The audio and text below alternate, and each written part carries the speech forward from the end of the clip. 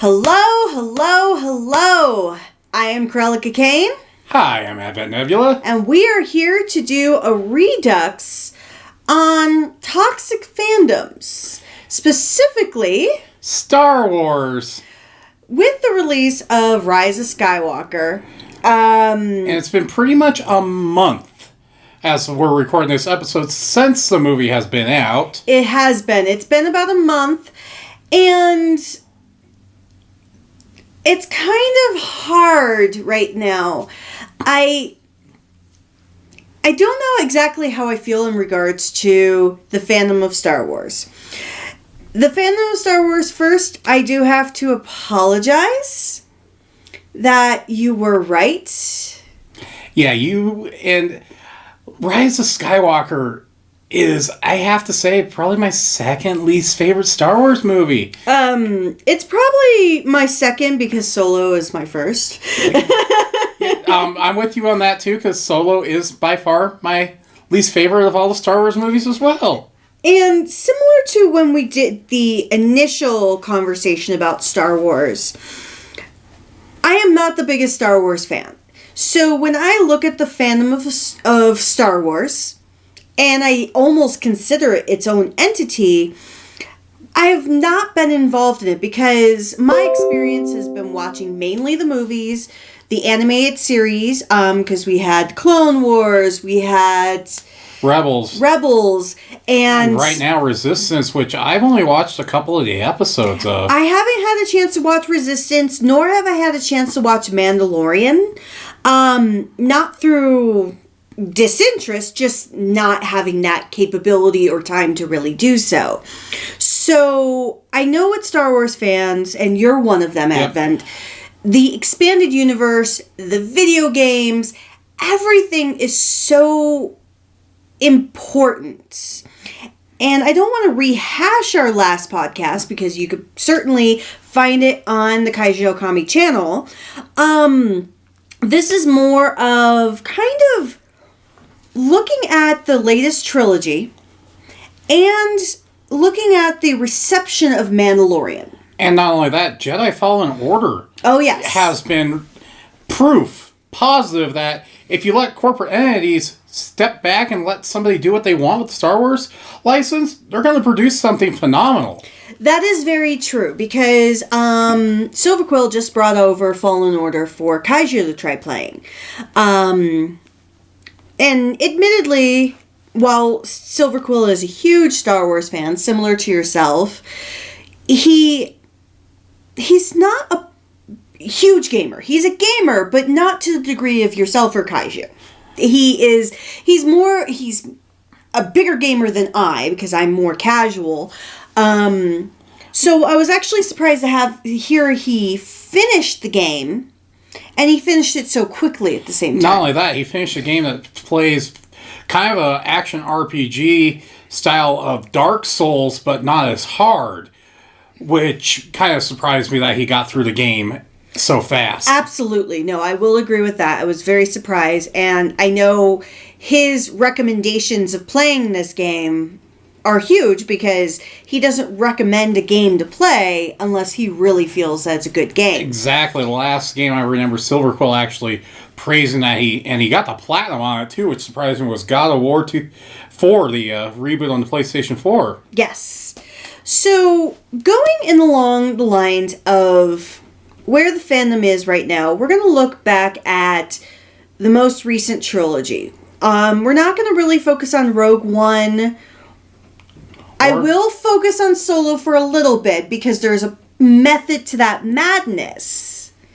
But Rogue One, I'm going to leave that one alone because for the most part, that's unanimously thought of as an excellent film, which it really is. I want to look at the ones that really had the most,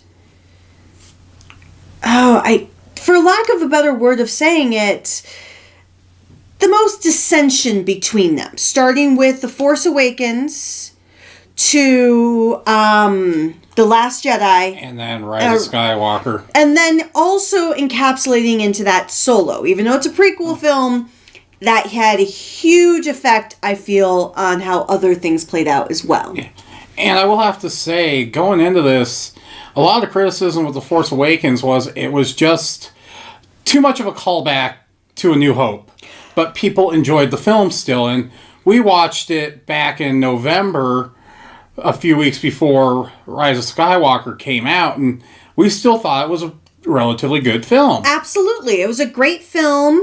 The dissension I've seen online about it is not really that it was a bad film, but that it was a Disney film. Yeah, and it harkened back to too many Easter eggs of the older trilogy. Exactly. Rather than, whereas the prequel trilogy that Lucas did, good, bad, or otherwise, no matter what you feel, the fan base was disappointed on it because it didn't connect with the future movies until Attack of the Clones. Whereas with Force Awakens, everybody was like, oh, it's Empire Strikes Back. Mm-hmm. That's pretty much, I think, every single person, including yourself, Silver Quill, Kaiji Okami, all reference Empire Strikes Back. Yeah, as the highlight of that, where Attack of the Clones, I think, is probably now still one of my worst, but it's like 3 or 4 in the bottom category of the Star Wars films now. So when we get to The Last Jedi, this is where the Star Wars fandom really took it to the next level. And once again, I am not saying everyone's right, everyone's wrong. You feel what you feel. There are certain things I don't think were very proper. One of which I know we talked about in our previous podcast was how some of the actors were treated. Especially the actress who plays Rose was chased off Twitter by the fans. And when we get into Rise of Skywalker, she really only has like 2 minutes on screen. Which is quite disappointing because, love or hate it, she tried with what she was given. And at the end of the day, a fandom really has to acknowledge people can only do what they're given. Good actors, bad actors can still do a good job if they have a quality product to work with. Exactly. Take Anakin the guy who played Anakin Skywalker, Hayden Christensen. I've seen him in other movies. He's an okay actor. He's not on par with Ewan McGregor or even Natalie Portman. He's an okay actor. But he came out terrible in those films, as many people have really, really professed, because he could only work with what he had. Exactly, and you can only work with the scripts you have, and I think we're starting to see that. There's been too much corporate meddling. There is. And I can't say it's Disney corporate meddling either. I think it's Kathleen Kennedy that's been the corporate meddler on this. And that is where my concern is with this. Because I'm going to now pivot, because we're still connecting with this, to a Twitter conversation that you've witnessed that Kaiji Okami was part of. Yeah. And this is by multiple people within the fandom. Obviously, it's a small segment, but it felt like a large spread view. Yeah, and you had 7 or 8 people in this Twitter conversation? I tried to dig it up earlier because it was 2 weeks ago, and I can't find it because it's been so many tweets Kaiju's had since then. And the challenge of this entire situation is based on the comment that these are not Star Wars movies, they're Disney movies. If we look at that, the prequels are not Star Wars movies, they're Fox movies. Technically, somebody has to own them to make them. And the comment was, they're terrible movies because. And this is my problem with Star Wars fandom before I go into once again apologizing. Yeah. You cannot use the comment. Nobody can use a comment, no matter what fandom they are. This is bad because ... no answer given. Yeah. The only comment on that Twitter thread I actually will defend is the one guy who said he doesn't like the newer trilogy because Lucas has no involvement. And that is a fair assessment. And I can't fight that. Yeah.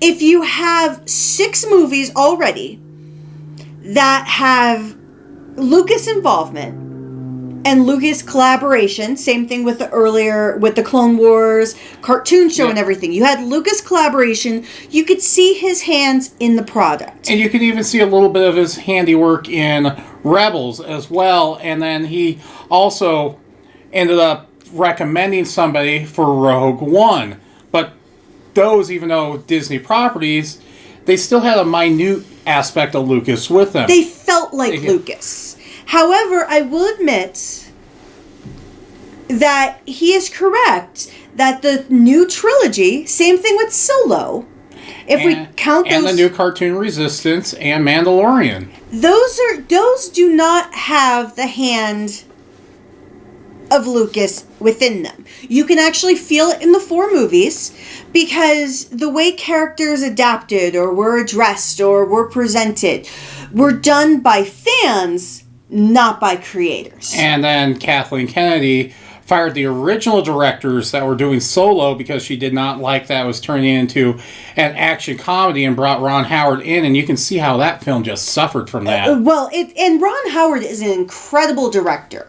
He has done so many films, and being that he's been on both sides of the podium as an actor, yes, he was an actor for old class sitcoms, Andy Griffith, Happy Days, but he has been on both sides of that spectrum. And he's been a great director when it comes to doing drama and films that have kind of an action drama lean to them. Yes, he really knows what he's doing, and I actually felt a little disappointed for him because of the fact that he had to come in and do cleanup duty and sell the film as his own, when you can actually, if you watch enough Ron Howard films, you can actually tell what is his and what is not. Yeah, there was too many hands in the pot in this movie, and you can tell when you watch it, it felt like there was 3 distinct movies going on, and it wasn't coherent at all. No.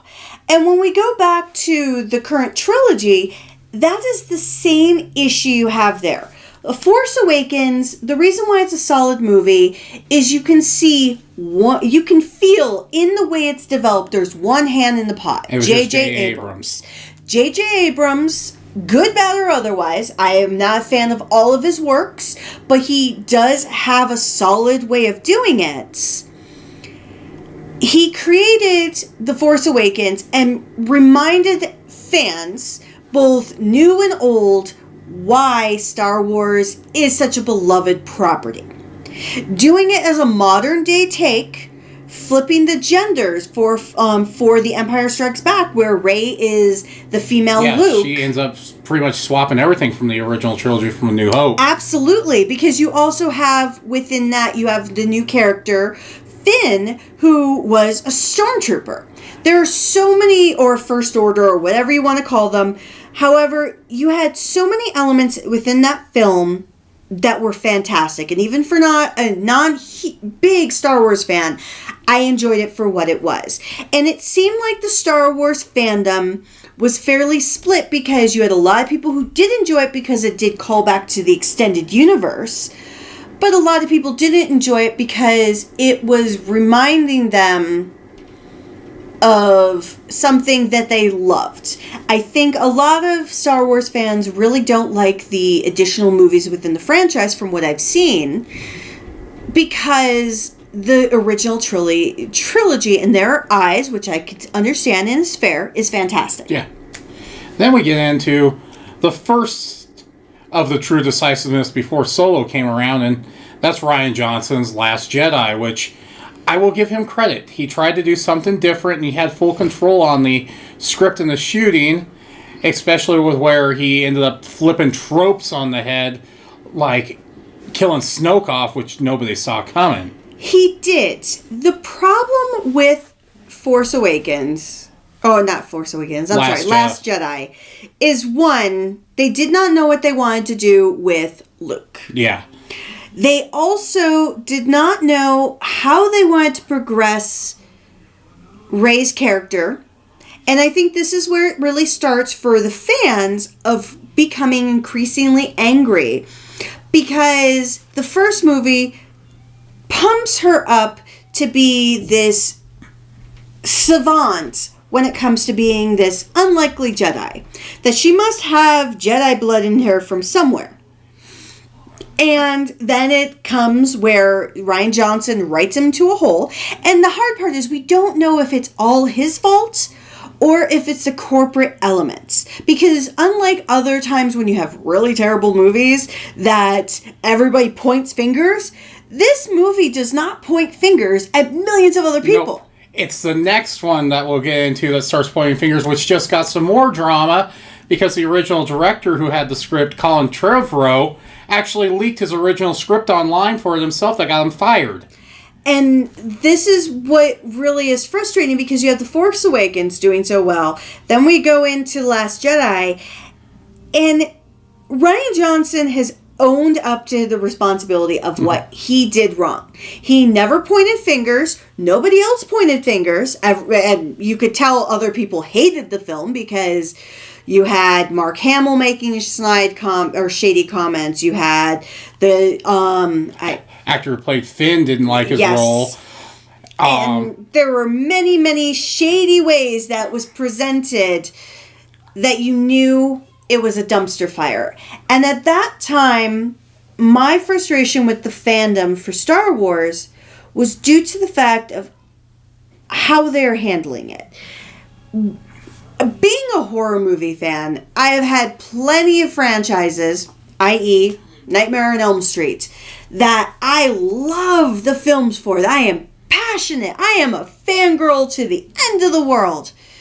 And when the remake came out, I had many, many, many terrible things to say. However, the one thing I tried to not do was blame and harass particular people, which felt like it happened here. Yeah, it really did, and it blew up on social media. Like we were talking about, Rose's actor left Twitter because of it. Mark Hamill's pretty much distanced himself from the franchise after this, even though he had a contractual obligation to Rise of Skywalker. And there's so much that happened here that it was very hard for individuals who are not part of the fandom to either speak their mind out of fear of retaliation, as well as it seemed like everything that could go wrong, the fandom leaped on. Yep.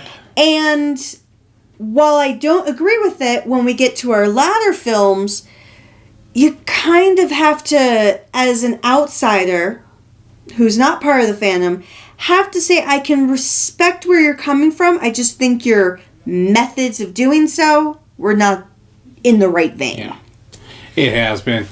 And now with Rise of Skywalker, it's become really interesting with Colin Trevorrow coming out, leaking his original script idea and he built it off of where The Last Jedi went. Disney corporate and Kathleen Kennedy wanted to play damage control, and when they weren't going to let Colin Trevorrow do what he wanted, they brought Abrams back in to direct the movie, and you can really tell because they threw out a lot of plot points that Last Jedi and Force Awakens were building up to just to try and appease the fans.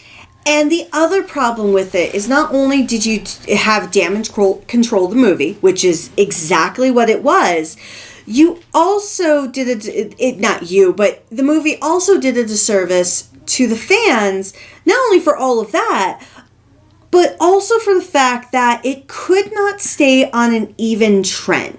Yeah, and I understand there are a lot of fans out there who like the movie because it retconned what Last Jedi did, but when you look at it from a storytelling perspective, especially the way Kaiju looks at it and I look at it, there's a reason why the two of us hate this movie. Well, absolutely. The challenge with this particular film is, first, it spends way too much time retconning the the Last Jedi. It retcons that, but it also does retcon elements from The Force Awakens. And it retcons the ending of Return of the Jedi when you bring Palpatine back, who Lucas said was dead. Well, and that did not make sense. And I am of the mind, if you have to bring back a character who's been dead, you have failed as a storyteller. Because if you cannot find a way to progress the story without utilizing easy access tropes of retconning something, then you have done a disservice to the medium that you profess to care about. Yeah.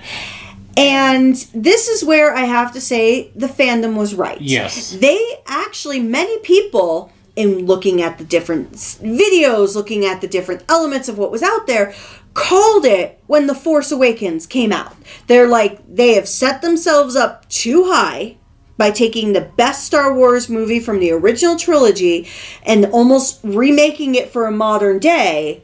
They have put themselves on too high of a pedestal that they're going to fall down dramatically. Yeah. And when you read Trevorrow's original script, Hux and Kylo were going to be the villains of the final movie. They weren't even going to bring Palpatine in at all.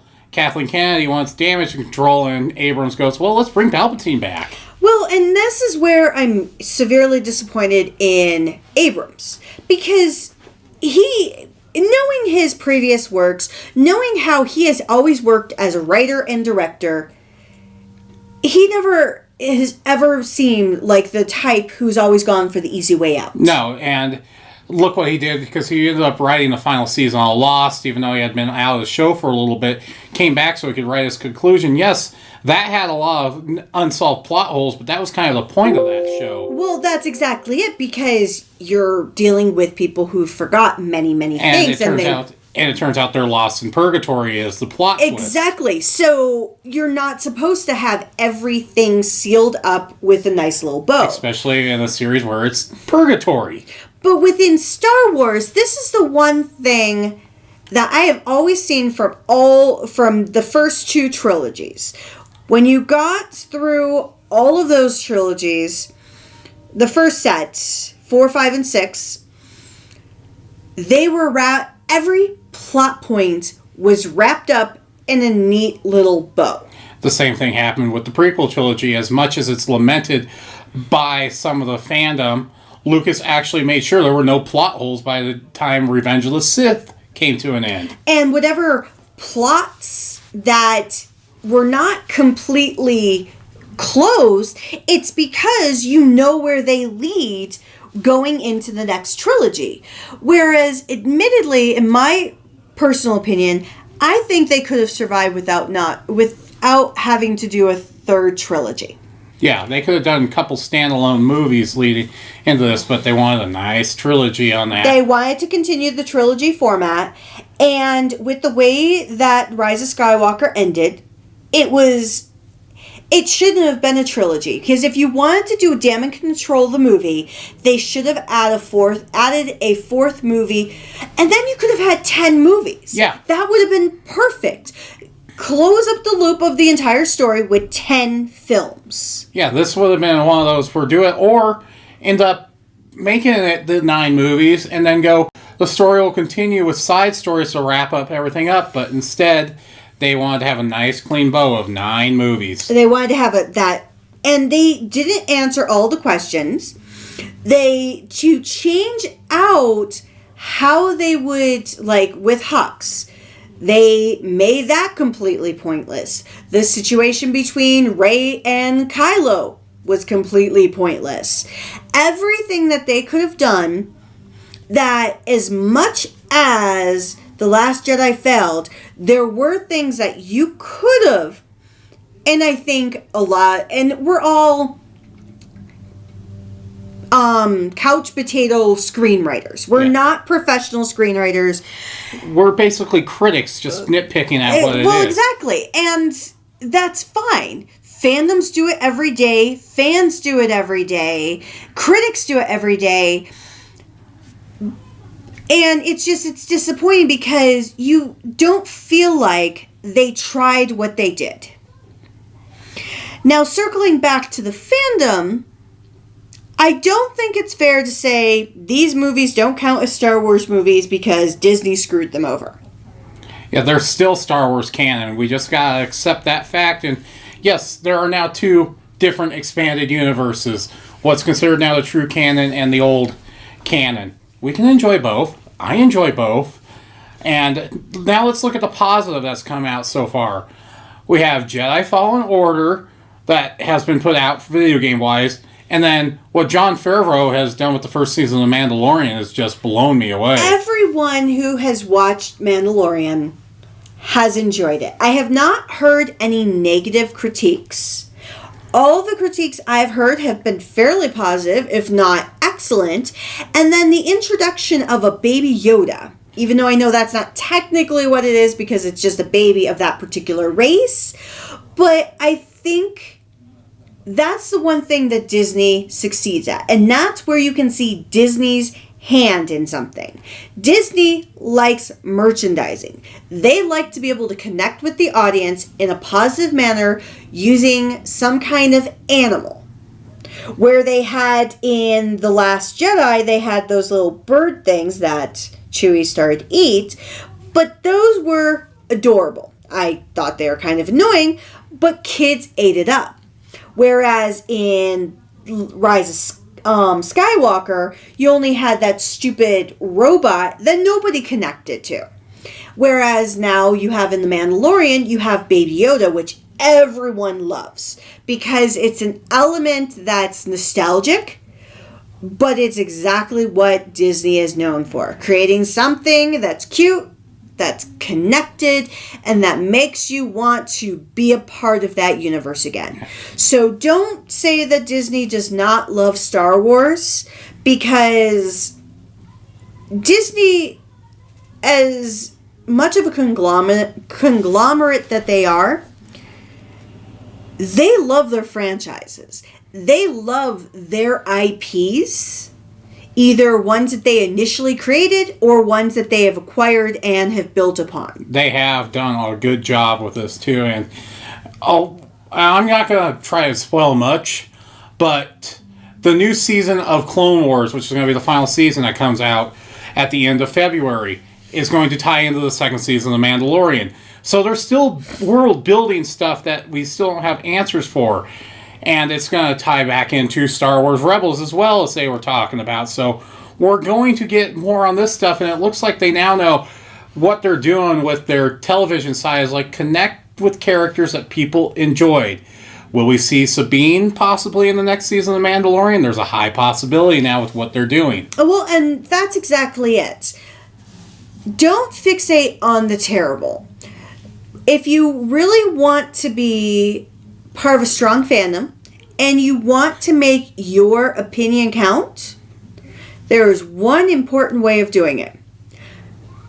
Don't go to the films if you want to make a stance. Don't go to the box office. You don't have to.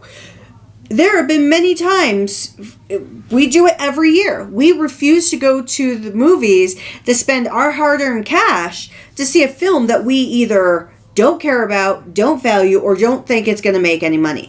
Dawn of Justice for Justice League is a perfect example. We did not support it. Second, when it's released on video, don't buy it.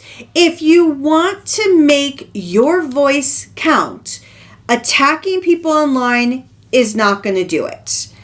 Pirating is not going to do it. But not purchasing it and maybe even posting, I am not going to purchase this because it doesn't connect with me, is fine. That's what you need to do as a fandom.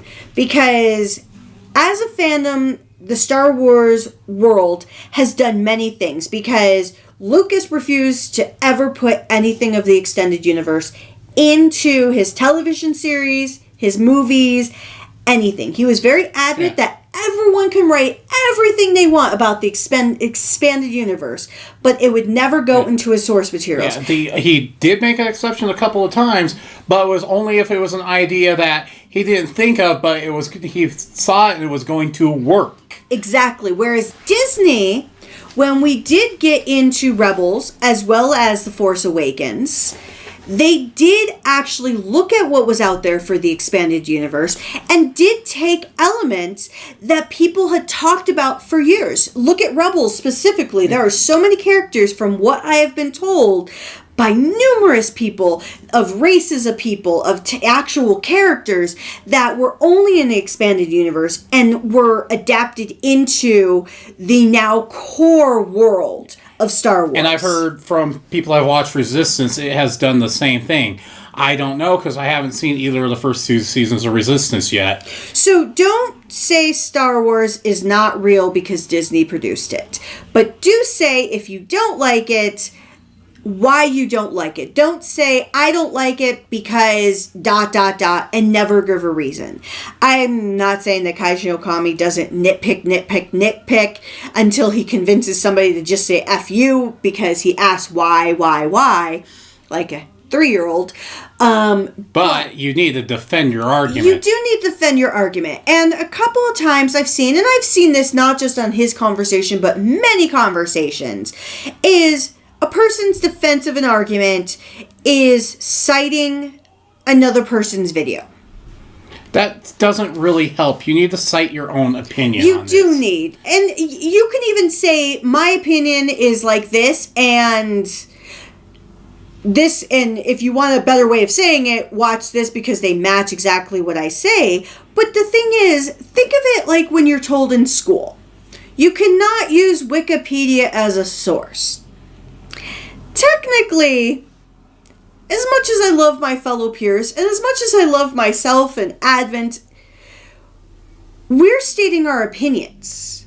We'll add facts, because we always try to research and provide as many facts as possible, and Kaiju, whenever he creates his own stuff, will add facts into it.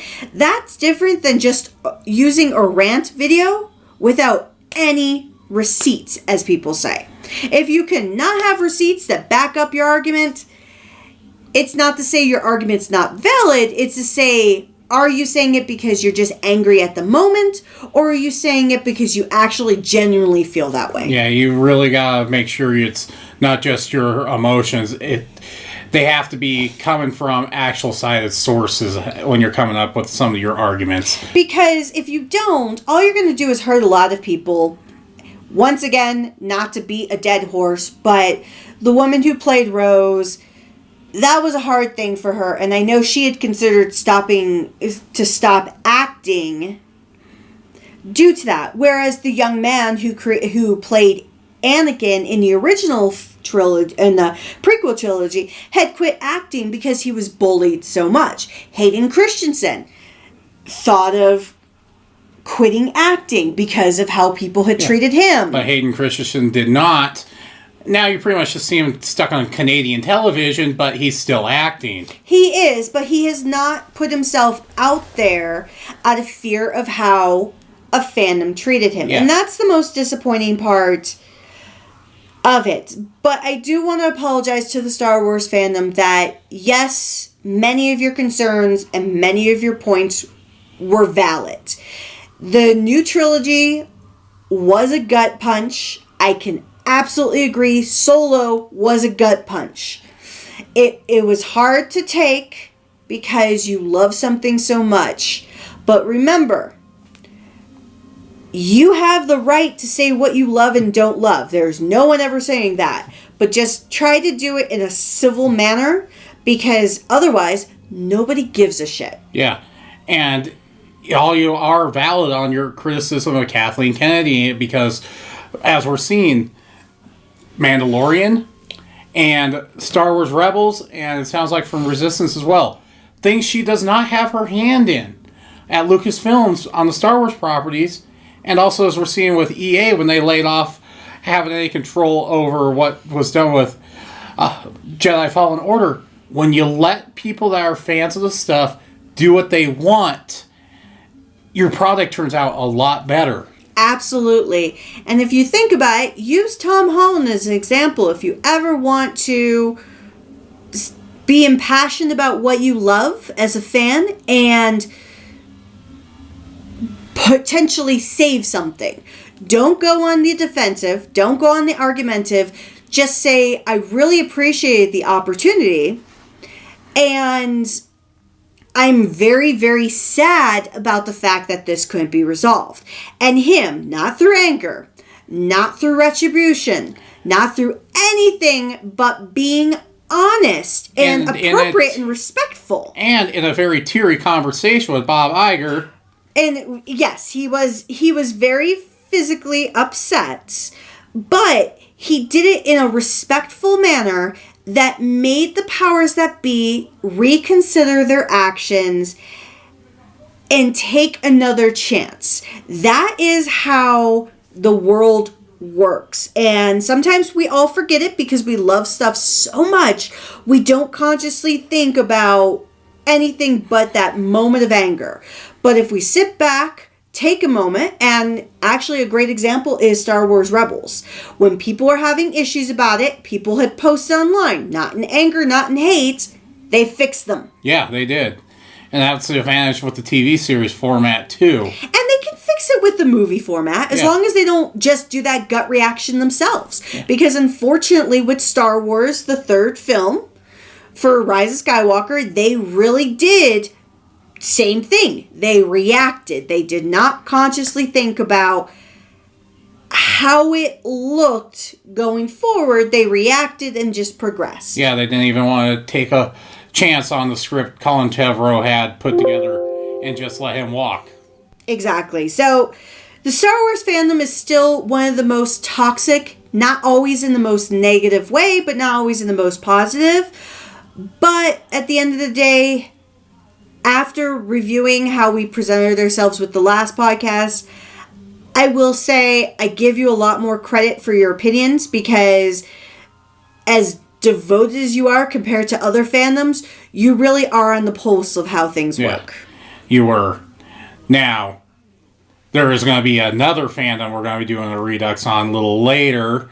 Well, I won't say when it's going to come about, but it'll be within the next couple of months. And that's the Brony fandom, which has really turned into a kind of a toxic situation over the last few months. Yes, and before anyone asks, while we are friends with Silverquill, we may reference things, but we are not going to reference anything that we know specifically because Silverquill says it. We're going to reference things because of how it's publicly viewed online. And it's getting viewed very, very negatively with a few things that have currently gone down. Exactly. So please don't ask us to actually share dirt that Silverquill gives us, because that's inappropriate. He's one of our best friends and we'll never do that. But we will talk about how toxic the fandom is. The next fandom that we may do later on this year is also going to be the Harry Potter fandom, because of the love-hate relationship with its actual creator.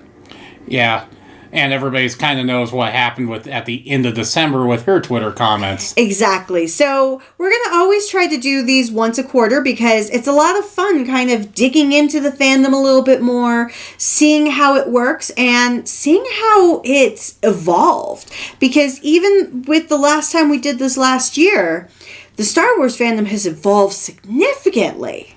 Yeah, and I think The Mandalorian was what helped kind of put a bridge in the gap of what is the good, and then the Rise of Skywalker showed us just how bad it can actually get like I said at the end of a podcast a few weeks ago, I have the crow about what happened with Rise of Skywalker, because I was one of those who's like, well, Abrams is going to be there. It should be in good hands, and how wrong I was. Now knowing just how much of a hand Kathleen Kennedy actually had in this. Absolutely. So, as always, thank you very much for sitting in on our podcast. We love chatting with you, and we'll talk to you soon. Bye!